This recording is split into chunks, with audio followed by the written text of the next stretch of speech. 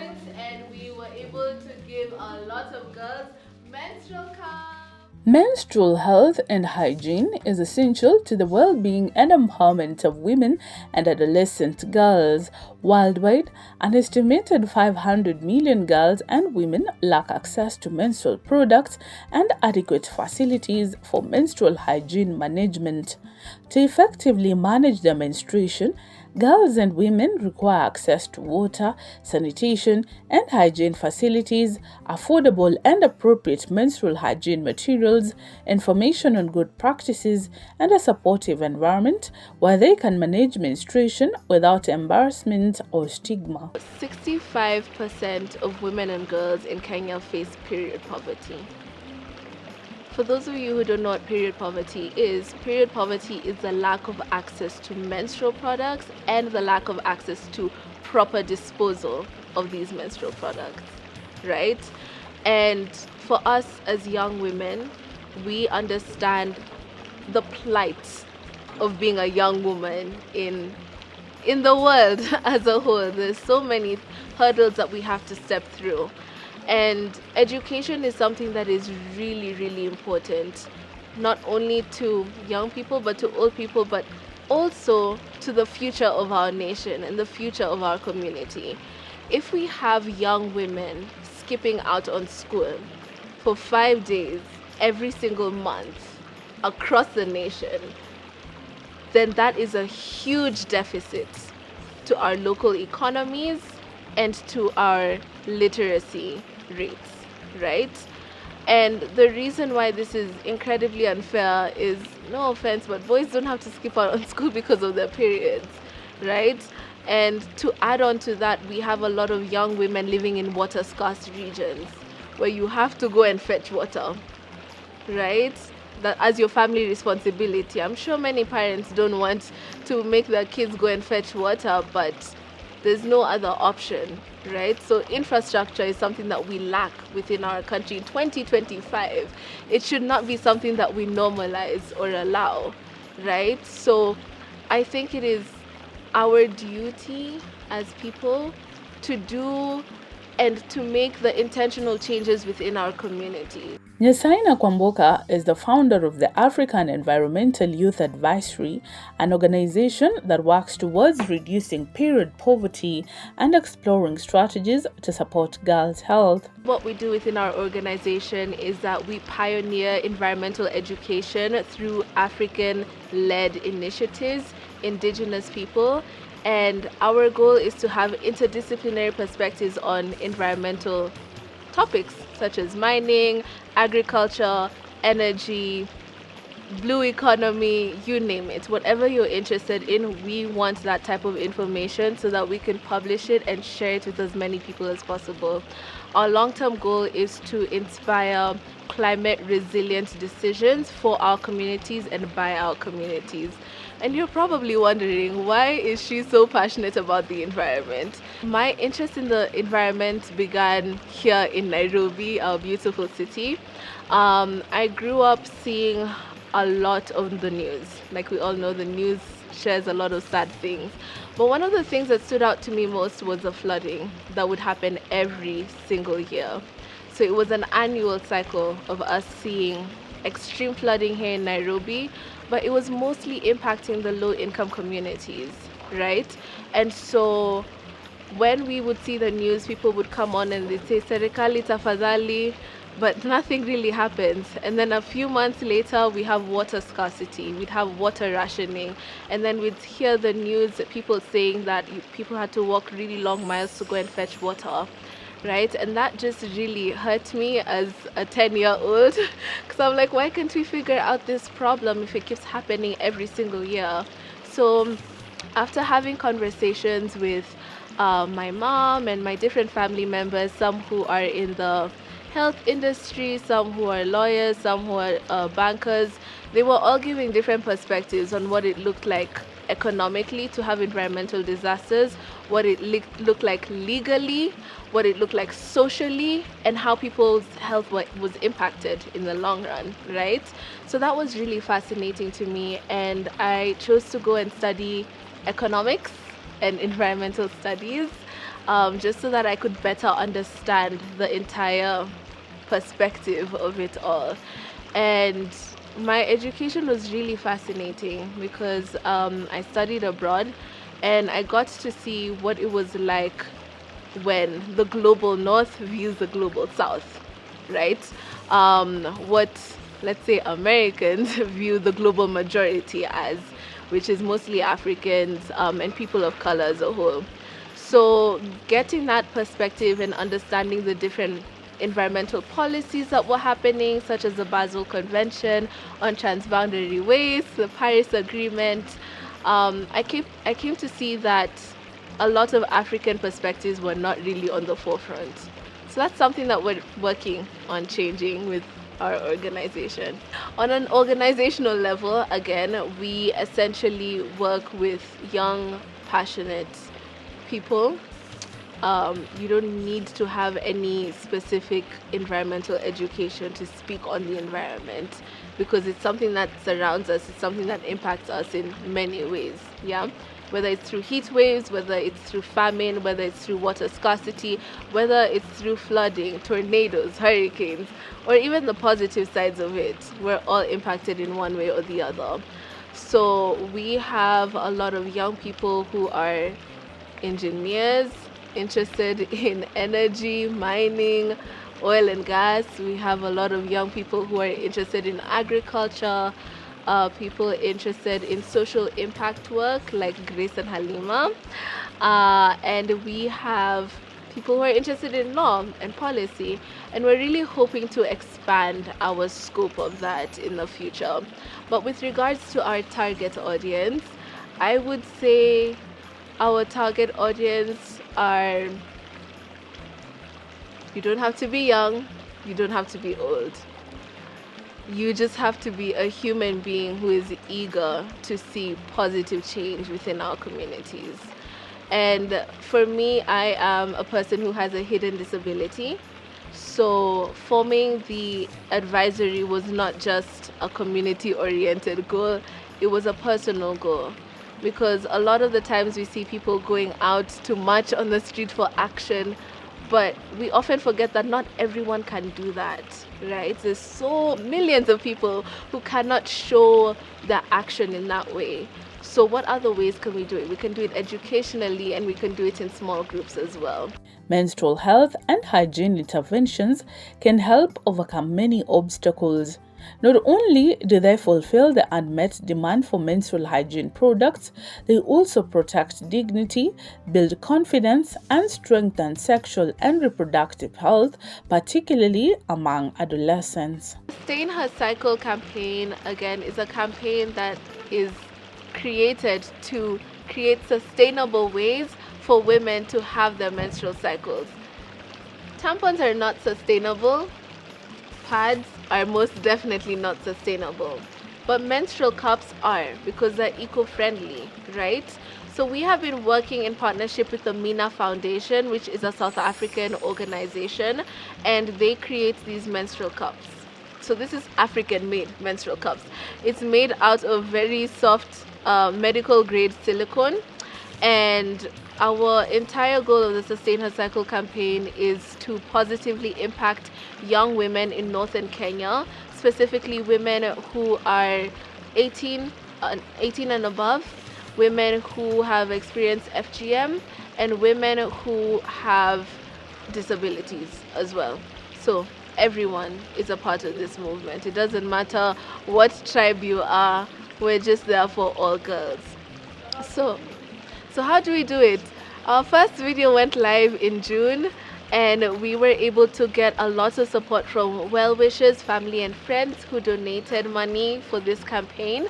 We also got into partnership with the MENA Foundation with the training of Yvonne Dark, who is the brand ambassador here in East Africa.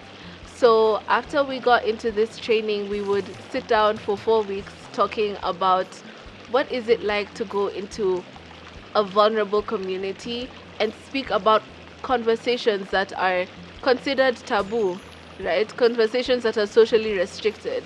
because this is going to be the reality, and everyone in the room is going to be looking up to you to see, hey, is this someone that I can trust, or are they just trying to come and sell something to me, right? So the training that we had with Yvonne was very eye-opening on what it is like to work with frontline communities. After our training in the entire month of June, we were so grateful to receive a lot of support from our friends and family that we were able to get a handful of menstrual cups. So we got our menstrual cups. We traveled to Marsabit. Halima was very great at getting us connections with the schools that we would work with there. We worked with Lysamis Technical Institute, Don Bosco, and the Kenya Medical Training College in Marsabit. And the faculty really wanted us to come in and give something that was instrumental, something that would change the lives of their students, right? Because most teachers do care about the well-being of their students. However, they also wanted us to speak to the boys, which is something that we really want to work on. But since this was our first phase, we didn't have any boys in our group, in our cohort. But in the future, we really hope to have more young men being a part of this conversation and also getting their own mentorship, because things are hard out here as young people. So again, the beneficiaries of this menstrual cup, young women, and you're probably wondering why there are two different sizes, right? So we have a large size and a small size. What does that mean? This large size means if you have a heavy flow, heavy clots, or if you've already given birth to a child, this is the menstrual cup that you will use. If you have a light flow and you're a virgin or you haven't given birth to a child, this is a menstrual cup that you use. Either way, they both work the very same way. It's just about how your body chooses to flow during its menstrual cycle. With the menstrual cups, the success stories that we've had have been very inspiring, in the sense that a lot of the young women that we worked with in Marsabit, they would come up after our training, they'd say, oh my gosh, I'm so happy I don't have to spend 200 shillings every single month to buy pads. Like, now I can save that money and use it for something more helpful, right? But now that I have this menstrual cup, I'm really excited for this. And later on, they reached out to us and they were like, hey, I've used the menstrual cup. Thank you so much for bringing this. Please come back and bring more to our friends, bring more to our sisters. They're really interested in getting one for themselves, right? Another interesting success story was on FGM. Since we were working in a region where there's high cases of FGM. So there's actually three types of FGM. The first one is known as clitoridectomy, also known as sunnah. What they do is that they only cut a tip of the clitoris, and that's the FGM. The second type is called excision. And so this type of FGM, usually they'll take out the clitoris, part of the labias, the labia majora and the labia minora as well. And usually they don't impact anything with the vaginal canal. Now the third type is the most dangerous type of FGM. It's also known as infibulation. So this type of FGM, they'll cut off the clitoris, cut off the labias, majora and minora, and then they will also sew it up all the way until there's only one very small hole for peeing, your period, and for giving birth. Yes. And this is a massive human rights issue. We also understand that FGM is also known as female circumcision, because at the end of the day, some people see it as harmful, and some people who practice it see it as pride, right? So how do you address very controversial topics within communities on these specific topics, right? So the reason why I called it a success story was earlier I was asking Halima, I was like, Halima, if we go in and ask the girls who has experienced FGM, do you think they'll raise their hands? She was like, they're not gonna tell you. No one will tell you. And I'm like, why wouldn't they say? And she's like, well, NYASAINA, some people in their tribes will see it as a symbol of pride that they're going to get married, because there's this idea that if you get FGM sooner, you're going to get married. It makes you more marriageable. If you don't have it, then no one is going to marry you. So some people she said, the classroom, either they won't raise their hands because they want everyone to think that they've had it and they haven't had it, or they don't want people to think that they've had it and they've had it.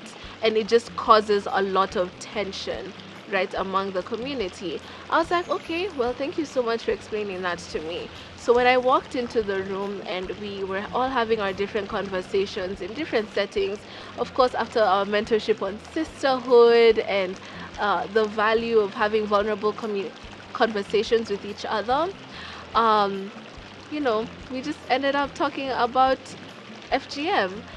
The MENA Foundation, an organization that was established with an aim to make a substantial difference in the lives of young menstruators and to the planet, is a partner of the African Environmental Youth Advisory.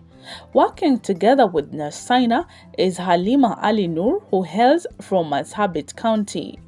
In Marsabit, not a lot of people are educated. In my community, I'm the first one to finish high school. I'm the first one to finish university, and I'm the first one to actually do a master's. So we don't find a lot of girls who are empowered, because it's a community that looks down on women, and so many activities that happens. So as much as it's our culture, but this is how the situation is.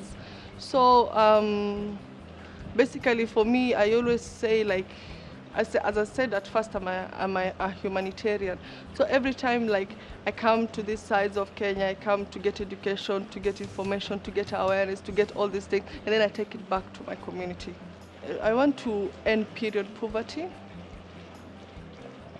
I want the girls in my community to be able to know, to be able to have the mentorship that they need, to also know that I went through it.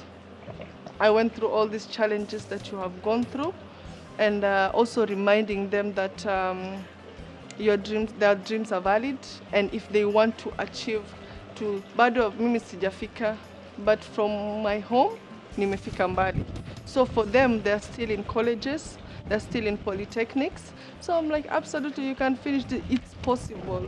It doesn't matter where you come from. Where we come from is tough, and so like it's okay. Like, I went through it and I'm still here. Like, I just want to inform you and show you that also you can also be able to surpass all those challenges that you're experiencing. NYASAINA is an extraordinary woman. Like, she is beautiful, she's bright, she has big dreams, and she's very inspirational to me, I say. We sit down, we talk about things. She's like the type of person is like, Halima, let's try to do this and this and this. And like, if you don't know how to do it, she's like, okay, let's figure it out together. It's like, I have never met a woman like her, but I am so happy that I met NYASAINA, Grace, like the ladies from MENA, Yvonne, Dark, like amazing, powerful women. And I am just so happy to be able to be doing this with her. Grace Waithera, a climate change advocate who also works together with NYASAINA, is aiming at ending poverty and discrimination. It is important for me, having been someone who's experienced period poverty and the menstrual cup, knowing that you'll not buy pads for the next 10 years and you wear it for longer hours. It's not made of chemicals.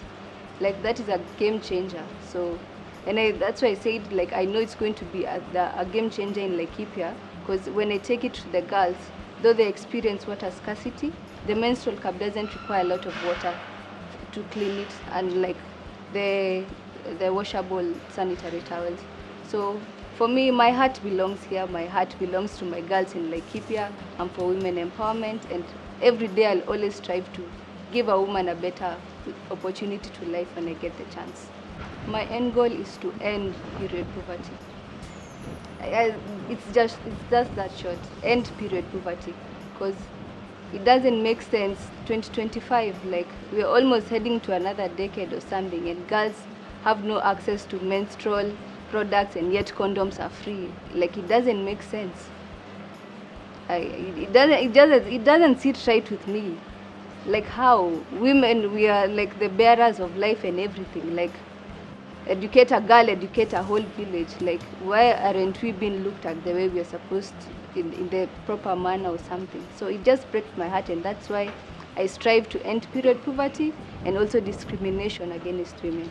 NYASAINA is a gorgeous person with a beautiful heart, and she does not gatekeep opportunities, if I could put it like that. She's not only my boss, but we are friends, and we are sisters. We operate in sisterhood. By strengthening confidence and negotiation skills, menstrual health and hygiene programs can help people who menstruate overcome obstacles to their health, freedom, and development. Where do I see myself in the next 10 or 20 years? I love education. I love school. I really hope that I will have achieved my higher and advanced degrees by then. I know that for the organization, we are going to expand to hopefully at least half of the 54 African countries, because every single nation has their story to tell. Every single community has their story to tell. And I know that we're going to meet a lot of wonderful and influential young people. To all the young people that are watching this, I want you to know that you have to do what you say you're going to do. You have to be your own accountability buddy. At the end of the day, small ideas grow into big, influential opportunities. But if you don't work on that one small mustard seed, then you're not really going to get very far. So this is your girl telling you to stay accountable for all of the dreams and the goals that you have for yourself and for your community as well. Because all it takes is having one idea, putting it into action, and creating a ripple effect. Now, for our oldies within our communities, by oldies I mean people older than me, all of you guys, our parents, I would say that it's very important for you to understand that you are raising the next generation, and not just raising the next generation. Who we are is your legacy. So what you pour into us is what you will receive and what you will see. So don't lose hope, don't lose faith in us, don't insult us and say, oh, majenzi's mnalala sana. No, we do so much more than that. And I also want to say thank you to all of the older people who believe in young people, who support young people, who advocate for young people, because we need to have that type of structural support in all levels in order for us to move on. You guys understand that you're not running a race, you're not running a marathon, you're running a relay, okay? You're running a relay where you keep passing on the baton to the next generation and to the next group of people. So please continue believing in us and continue supporting us in whatever way possible.